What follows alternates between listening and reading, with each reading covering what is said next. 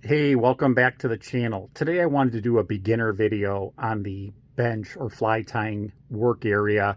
As a beginner, you need a place to work, and it doesn't have to be anything fancy. It could just be a solid workbench or an old desk, just an area that has a stable base for you to work on.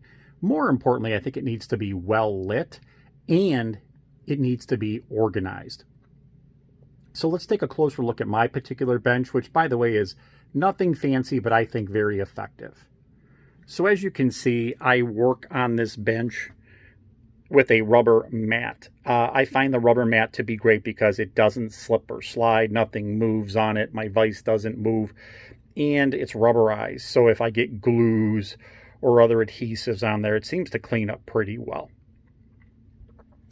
The other thing I added to my work area was this light. So as you can see, it does give me a lot of light, and it will give me magnification if necessary.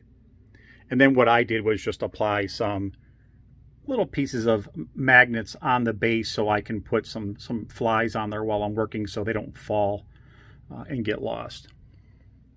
I then added a really inexpensive shelf to my bench. This way it gives me 2 more layers to store stuff.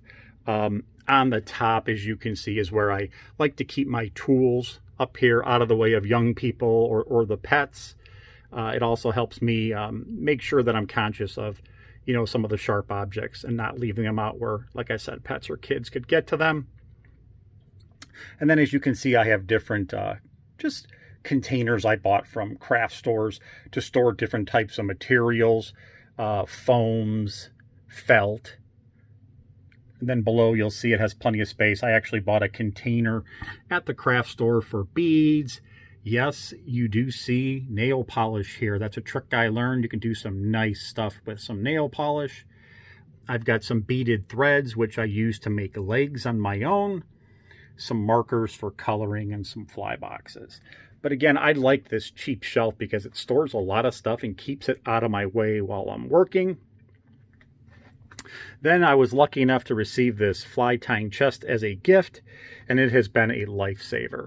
So as you can see, it'll store, all of my resins, epoxies, head cement, super glues, keep those up out of the way. And then I purchased this, basically it's a material folder, if you will, and it's a great way for me to keep organized and to keep my stuff, fairly neat, which is very difficult for me. And as you can see, I do have a couple of clips.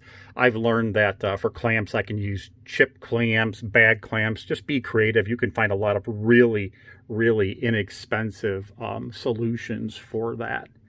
So again, I hope you found this video helpful. I think the most important thing I could tell you as a new fly tyer is find an area with light and make sure you try to find some sort of organizational system that works for you. Thanks for watching.